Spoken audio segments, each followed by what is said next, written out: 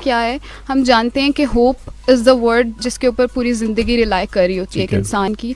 आप अगर एक इंसान के पास उम्मीद नहीं है, उम्मीद के बगैर आप ज़िंदगी का तसव्वुर भी नहीं कर सकते। और वैसे भी कहा जाता है उम्मीद पर दुनिया कायम है। तो इसी तरह हमने यही कॉन्सेप्ट लेते हुए कि होप जैसे ज़िंदगी में बहुत इम्पॉर्टेंट है, ऐसे ही हमारी आँखों के लिए आई साइट के लिए होप वेरी इंपॉर्टेंट। क्योंकि इस तरह अगर हम आँखों की बात आँखों में जाएं, होप इन साइट, होप को अगर हम आँखों की तरफ लेके जाएं तो आँखें हमारे जिस्म का एक बहुत इंपॉर्टेंट पार्ट हैं, ठीक है, हमारी ज़िंदगी का बहुत इंपॉर्टेंट पार्ट है। Eyes are windows to soul, एक इंसान की सोल तक जाती है वो। तो जैसे कि अगर आप खुद को इमेजिन करें, आप 1 मिनट के लिए या 60 सेकंड्स के लिए आप अपनी आंखें बंद करें तो आप अपने आप को बिल्कुल ऐसे दुनिया से लाताल्लुक महसूस करेंगे।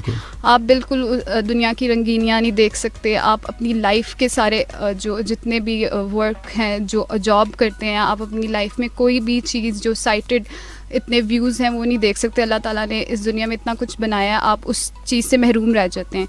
तो सोचें जो लोग इस रोशनी से महरूम हो चुके हैं, रोशनी से दूसरी अंधेरे वाली ज़िंदगी में जा चुके हैं या जा रहे हैं, जो अंधेरे की तरफ जा रहे हैं, उनके क्या जज्बात होंगे, वो मेंटली कितने डिस्टर्ब हो रहे होंगे, स्ट्रेस कितना होगा, डिप्रेशन में कितने होंगे, उनकी उम्मीद आहिस्ता आहिस्ता खोती जा रही होती है।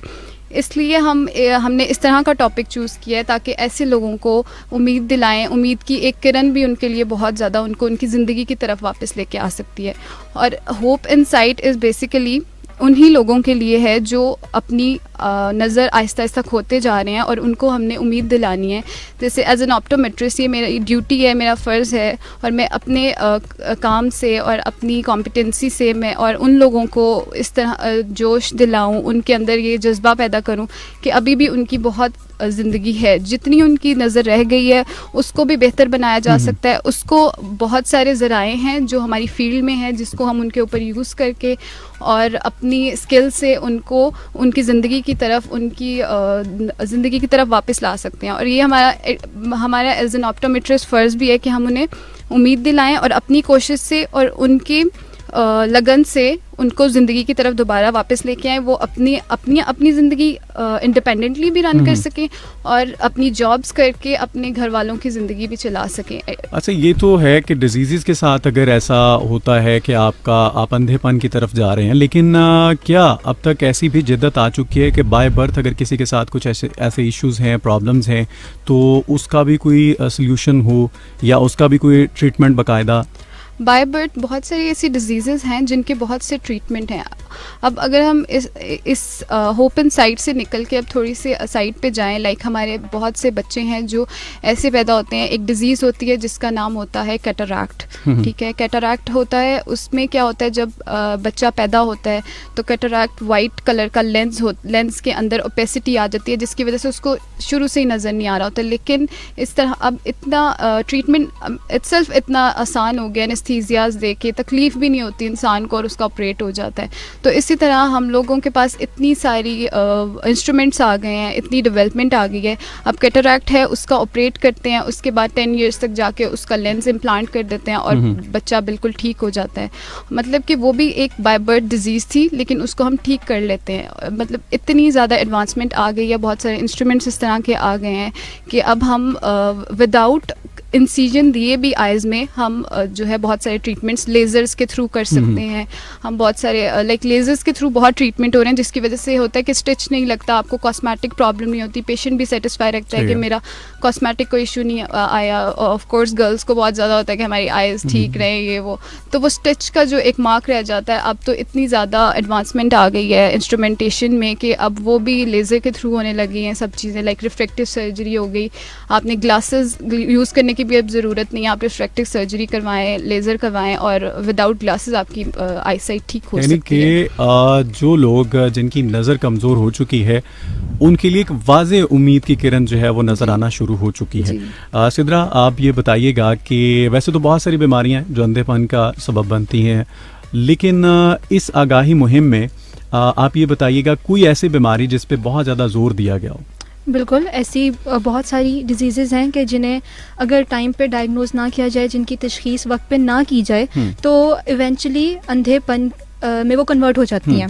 तो टाइमली डायग्नोसिस बहुत ज़रूरी है। ठीक है, तो इस लिहाज से अगर मैं बात करूँ तो एक डिजीज़ है जिसे हम कहते हैं रेटिनाइटिस पिगमेंटोसा। ठीक है, ये अगर मैं आम जुबान में अगर आपको इसको बताऊं तो ये आँख का जो नूर का पर्दा है उसकी सोजिश है, ठीक है। जिसे रताना भी कहते हैं। हम्म, तो ये एक ऐसी डिज़ीज़ है कि जिसे अगर टाइमली डायग्नोस कर लिया जाए, जिसका पता लग जाए, तो उसकी प्रोग्रेशन को स्लो किया जा सकता है और एक इवेंचुअल और कंप्लीट ब्लाइंडनेस में जाने से पहले पहले पेशेंट को रोका जा सकता है। ठीक है। So this is one of those अच्छा, डिजीज़। आम सुनने वालों के लिए हम ये अगर मैं आपसे ये पूछूं, ये एक अलग या इसी की ही टाइप है?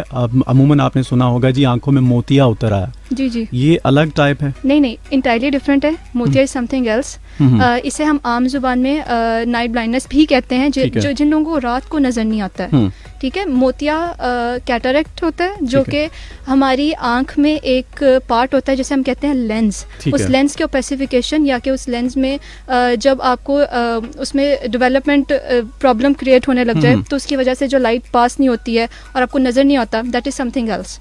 जबकि रेटिनाइटिस पिगमेंटोसा, हमें वैसे देखा जाए तो ज़्यादातर यही, आज मैं अगर देखूं कि बीमारी जो है ये हमें नज़र आती है, आम लोगों में नज़र आती है और इसकी भी अवेयरनेस नहीं है। लेकिन खैर इस पे भी हम प्रॉपर जो एक सेशन करेंगे ताकि हमारे वो तमाम सुनने वाले जो हमसे सवाल पूछना भी चाहते हैं और जो ऐसी तमाम डिजीज़ का शिकार हो चुके हैं उनको कैसे महफूज रखा जा सकता है, ये हमारी कोशिश है। और आज भी हमारी यही काविश है कि हम आप तमाम लोगों तक ये तमाम इन्फॉर्मेशन पहुँचा सकें ताकि आप ऐसी तमाम बीमारियों से महफूज रह सकें। और इस बीमारी की अलामात जो हैं वो आपने थोड़ी वाज़े की हैं, उसकी ट्रीटमेंट की तरफ भी अगर आप क्या मुमकिन बनाया जा सकता है या मुमकिन है, या कितने लोग जो हैं वो अब तक इससे सेहतयाब हो चुके हैं? आप प्रिसाइजली किस डिजीज़ के बारे में बात कर रहे यही हैं? पिगमेंटोसा। रेटिनाइटिस पिगमेंटोसा की देखें जो अलामात हैं, जो सिम्टम्स हैं वो बहुत वाइड हैं और उसकी ट्रीटमेंट भी बहुत डिफरेंट है। ठीक है। हमारा जो बेसिक मकसद होप इनसाइट को लेके है वो ये है कि हम अवेयरनेस दें लोगों को, क्योंकि इसकी ट्रीटमेंट अवेलेबल नहीं है तो हमें इसे पहले पहले रोकना है। तो ये बहुत इसकी ट्रीटमेंट नहीं है जी, और यही इस आगाही की वजह है कि आपने इससे बचना है और वो यही एक आगाही की वजह से आपको महफूज रखा जा सकता है। बहुत सारी ऐसी बीमारियां हैं कि जिससे आप अंधेपन का शिकार होने के बाद अपनी ज़िंदगी को जब आप बेरंग कर लेंगे तो मायूस तो हो ही जाएंगे और यूं समझेंगे कि जैसे ज़िंदगी तमाम हो चली। ये एक बहुत अच्छा स्टेप है जी कि ऐसी तमाम बीमारियों से जो महफूज रखा जाए और आगाही आपको दी जाए कि आपने ऐसी तमाम बीमारियों से बचने के लिए किस तरह से अपने आप को महफूज रखना है। उन तमाम लोगों का बहुत बहुत शुक्रिया जो इस वक्त हमारे प्रोग्राम का हिस्सा हैं। आप सुन रहे हैं प्रोग्रेसिव पाकिस्तान और इस प्रोग्राम का हिस्सा बनने के लिए आप हमें मैसेज कर सकते हैं, कॉल कर सकते हैं 0334196666, ये हमारा नंबर है। और साथ ही साथ आप अगर फेसबुक पे हमें ज्वाइन करना चाहते हैं तो आप फेसबुक पे जाकर सर्च कीजिएगा प्रोग्रेसिव पाकिस्तान, उस पेज को लाइक भी कीजिएगा और जो भी आपके मैसेजेस हैं वो ज़रूर हम तक पहुँच भी रहे हैं और पहुँचेंगे भी और आपके तमाम सवालों के जवाब भी आप तक पहुँच जाते हैं। और इसके बाद वापस आएंगे, एक ट्रैक है, इसके बाद वापस आएंगे तो बाकी के जो भी सवाल हैं वो अपने मेहमानों के सामने रखूँगा और आपके भी जो सवाल होंगे उन्हें भी शामिल किया जाएगा। सुनते हैं ये ट्रैक और इसके बाद वापस आते हैं।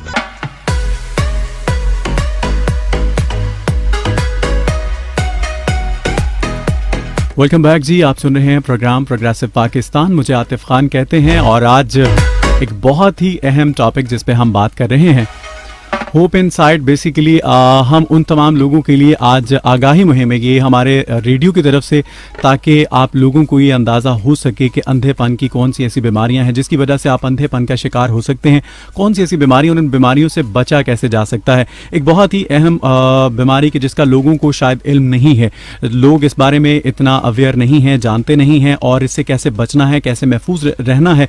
पहली बात तो यह है कि लोगों को यही नहीं पता कि क्या वो इस बीमारी का शिकार तो नहीं है।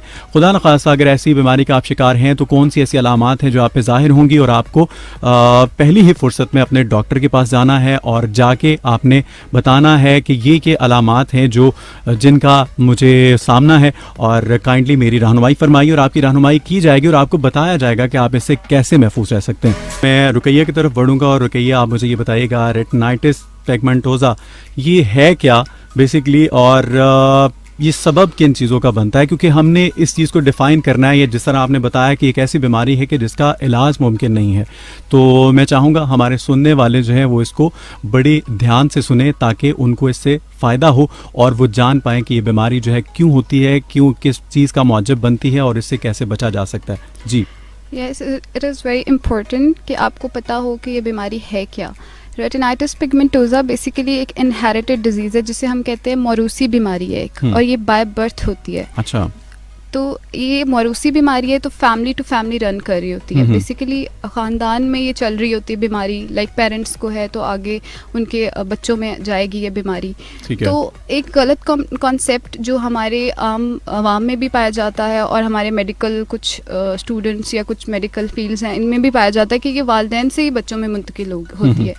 इसमें ये भी चांसेस होते हैं, बल्कि मोर चांसेस ये होते हैं कि अगर एक बच्चे को ये डिज़ीज़ है तो उसके ज़रूरी नहीं है कि उसके पेरेंट्स को ये डिज़ीज़ हो, उसके ग्रैंड पेरेंट्स में से उस बच्चे में वो डिज़ीज़ आ सकती है। ग्रैंड पेरेंट्स में से जो डिज़ीज़ आएगी ये ज़्यादा पाई जाती है ये वाली, कि अब बिल्कुल नेक्स्ट जनरेशन में नहीं जा रही, उससे नेक्स्ट जनरेशन में ये डिज़ीज़ जाती है। लाइक आपके पेरेंट्स कैरियर होंगे और जो आपके ग्रैंड पेरेंट्स होंगे बेसिकली वहाँ से वो डिज़ीज़ उन बच्चों में आ रही होती है।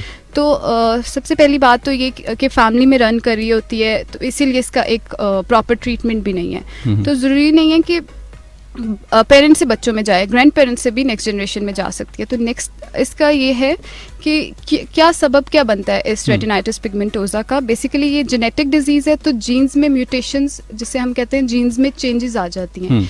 जीन्स में जब चेंजेस आती हैं तो जो हमारी आँख का पर्दा होता है, बेसिकली एक हमारी आँख की 3 लेयर्स होती हैं, उनमें से सबसे जो एंड वाली लेयर होती है जिसे हम आँख का पर्दा आम लैंग्वेज में कहते हैं और मेडिकल टर्म में हम उसे कहते हैं रेटिना।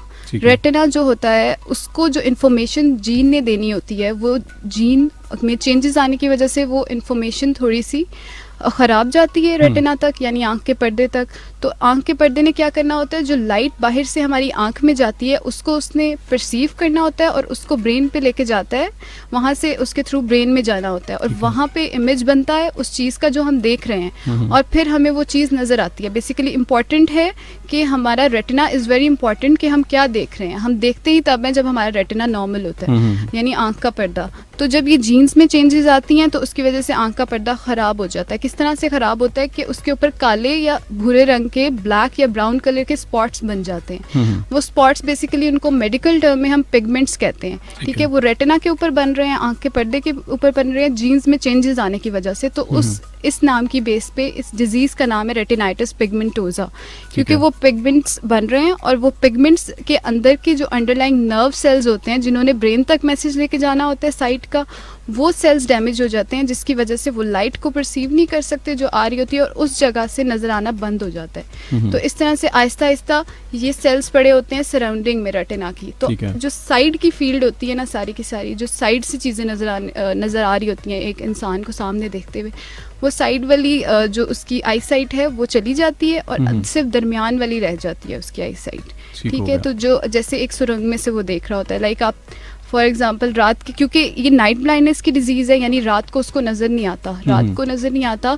और जैसे कि अगर आप किसी भी रात को, ये ज़रूरी नहीं है कि रात को नज़र नहीं आता, रात का मतलब है कि डिम लाइट में उसको नज़र नहीं आता, मध्यम रोशनी में वो देख नहीं पाता। लाइक फॉर एग्जांपल अगर आप थिएटर चले जाएं, वहाँ पे ब्लैक होता है सारा, तो वहाँ पे जाके उसको बहुत मसला होता है। तो बेसिकली ये इसका पीछे से सारा रीज़न है जिसकी वजह से पेशेंट ब्लाइंडनेस की तरफ चला जाता है। स्टार्ट में तो ये होता है कि साइड से होता है, जैसे जैसे ये डिज़ीज़ बढ़ती जाती है, आप उसका इलाज नहीं करवा रहे तो वो दरमियान वाला, यानी मैं अब आपके सामने बैठी हूँ, अगर मुझे ये डिज़ीज़ है तो मुझे आपका चेहरा भी नज़र आना बंद हो जाएगा अगर मैं इलाज प्रॉपर टाइम पे नहीं करवाऊंगी। तो बेसिकली ये सारे रीजंस होते हैं जिसकी वजह से रेटिनाइटिस पिगमेंटोसा की डिजीज़ होती है। ठीक है सिद्रा, आप ये बताइए कि इसकी अलामात जो हैं, क्योंकि बहुत सारे लोग हैं जिन्हें नहीं पता होगा, अभी भी नहीं जानते होंगे, कौन सी ऐसी अलामात है कि जिसकी बिना पे उन्हें अपनी जो डाउट है फॉर एग्जांपल उसको दूर कर लिया जाए अपने जो डॉक्टर है उससे मशावरत के बाद। इस बीमारी के जो अलामात हैं वो यूजुअली 10 साल की उम्र के बाद आना शुरू होते हैं, ठीक है। रेटिनाइटिस पिगमेंटोसा अगर आपने डिटेक्ट करना है कि आपको है या नहीं है, तो आपको अपनी डेली लाइफ की एक्टिविटीज़ को देखना पड़ेगा। ठीक है। कि आप अपनी डेली लाइफ की एक्टिविटीज़ कर पा रहे हैं कि नहीं कर पा रहे हैं। अब फॉर एग्जांपल मेरे पास एक पेशेंट आया, तो उसकी सबसे पहली जो एक कंप्लेन होगी, सबसे कॉमन कंप्लेन जो होती है रेटिनाइटिस पिगमेंटोसा की, वही होती है कि उसे अंधेरे में नज़र नहीं आ रहा है, वो सही देख नहीं पा रहा है, वो काम नहीं कर पा रहा है। दूसरा ये कि उसे चीज़ें सही नज़र नहीं आती हैं, अगर उसे कुछ गिर गया है नीचे तो वो उसे तलाश करने में मुश्किल होती है। और अगर सड़क पे वो गाड़ी चला रहा है तो सामने वाली आती गाड़ी की रोशनी चुभेगी, या साइड से अगर वो ओवरटेक कर रहा है किसी गाड़ी को, तो साइड से जो गाड़ी आ रही है या वो साइड से उसे चीज़ें नज़र नहीं आएंगी। सिंस मेरी पार्टनर ने एक्सप्लेन किया है कि टनल विजन के बारे में, देखिए हमारी नज़र का एक दायरा होता है जिसमें हम ऊपर नीचे दाएं बाएं एक मखसूस हद तक देख सकते हैं। अब इसके पीछे रीज़न ये है कि रॉड्स एंड कॉन्स हमारे रेटिना में सेल्स होते हैं। अब रेटिनाइटिस पिगमेंटोसा में क्योंकि रॉड्स अफेक्ट हो रहे हैं और रॉड्स पेरीफेरी पे पड़े हैं, तो उसकी डिजनरेशन की वजह से ग्रेजुअली साइड से नज़र ख़राब होने लग जाती है और पेशेंट को साइड से नज़र नहीं आ रहा होता है। तो ऐसा पेशेंट जो ये शिकायत करे कि मुझे साइड से नज़र नहीं आ रहा है, या मैं साइड की चीज़ें देख नहीं पा रहा हूँ, मुझे अंधेरे में देखना मुश्किल हो रहा है, या मुझे चीज़ें ढूंढने में मुश्किल पेश आती है, मुझे चीज़ें सही नज़र नहीं आती हैं, तो ये आम शिकायतें हैं जिनको अगर किसी पेशेंट को ये हो रही हैं या किसी पर्सन को ये हो रही हैं, तो वो अपने माइंड में रखे कि ये सिंपल चीज़ नहीं है, माइट बी पॉसिबल कि ये कुछ और हो और ये मुझे अंधेपन की तरफ लेके जा सकता है। बाजू का उठते बैठते आंखों के आगे अंधेरा आ जाना, जी, ये भी इसी की नहीं, बिल्कुल नहीं। वो हो सकता है कि टेम्पररी वीकनेस हो। अच्छा, ठीक है, माइट बी पॉसिबल कि आपकी आईज टायर्ड हो, तो ये इससे लिंक्ड नहीं है। ठीक है जी, वो बहुत डिफरेंट चीज़ है। बेहतर हो गया। रुकिए, ये बताइएगा इस बीमारी की तशखीस जो है वो कैसे की जा सकती है? इस हॉस्पिटल में डिफरेंट इंस्ट्रूमेंट्स होते हैं जिसकी बिना पे इसकी तशखीस की जाती है। जैसा अभी मेरे पार्टनर ने बताया, इसके जो सिम्टम्स हैं, जो इलामात हैं, उनसे भी काफ़ी हद तक 50% तो हमें पेशेंट की हिस्ट्री से पता चल जाता है कि उसको क्या क्या मसला हो रहा है, तो ये किस तरफ जा रहा है। लेकिन जो प्रॉपर इंस्ट्रूमेंटेशन है, जो मशीनें हैं जिन्हें कह सकते हैं आप, उनसे हमें पता चलता है, कंफर्म हम करते हैं कि उसको रेटिनाइटिस पिगमेंटोसा की डिजीज़ है।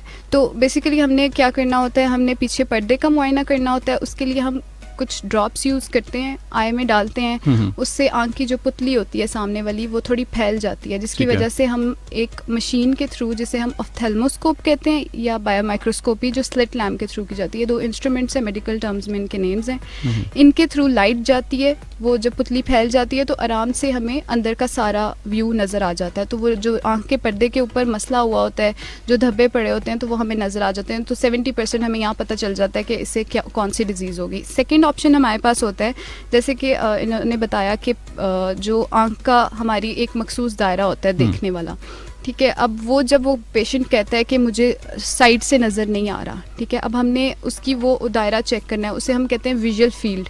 उस विजुअल फील्ड को चेक करने के लिए कि कहीं वो रिस्ट्रिक्ट तो नहीं हुई, क्योंकि इस बीमारी की जो एक मेन सिम्टम है वो हमारे पास विजुअल फील्ड की रिस्ट्रिक्शन है कि उसको साइड से नज़र नहीं आ रहा, ठीक है। तो उसको चेक करने के लिए, उसको कंफर्म करने के लिए भी हमारे पास एक इंस्ट्रूमेंट होता है जिसे हम मेडिकल टर्म में पेरीमेट्री कहते हैं, विजुअल फील्ड की पेरीमेट्री कहते हैं। उसके थ्रू हमें ये कंफर्म हो जाता है कि उसको कहाँ कहाँ से नज़र नहीं आ रहा, वो किस किस साइड से नहीं देख पा रहा, मतलब उसकी पूरी विजन चली गई है या सेंटर से गई है या साइड से गई है। बेसिकली इसमें साइड से गई होती है, जब हम वो साइड से नहीं देख पाता उस मशीन में, तो हमें पता चल जाता है कि इसको रेटिनाइटिस पिगमेंटोसा की सिम्टम्स हैं। तो इन सारी ये जो इन्वेस्टिगेशंस की हैं, इनकी बिना पर पीछे जो सिम्टम्स इलामात हमें उसने पेशेंट ने खुद बताई हैं, या फैमिली हिस्ट्री यानी ख़ानदान में इस बीमारी का पहले से मौजूद होना भी बहुत बड़ी इलामत होती है, जिससे हम ये चीज़ कंफर्म कर लेते हैं कि इस पेशेंट को रेटिनाइटिस पिगमेंटोसा है।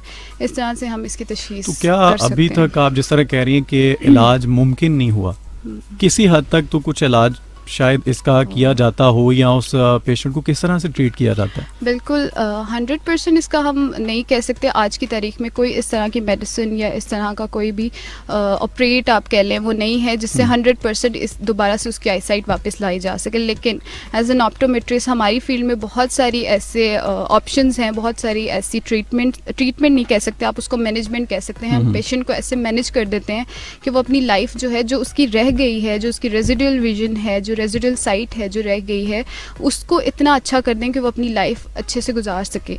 अच्छा, अब इस बीमारी की जो बेसिक पीछे से कॉज होता है उसी को हमने थोड़ा सा उसी पे हमने अवेयरनेस देनी होती है कि आप इस चीज़ को अवॉइड करें, ये डिज़ीज़ खुद ही से कम हो जाएगी। लाइक अब जैसे मैंने कहा ये जेनेटिक डिजीज़ है, मौरूसी बीमारी है, ख़ानदान में रन करती है। तो सबसे पहले तो हमारे पाकिस्तान में ये बहुत ज़्यादा ट्रेंड है फैमिली कज़न्स मैरिजेस का।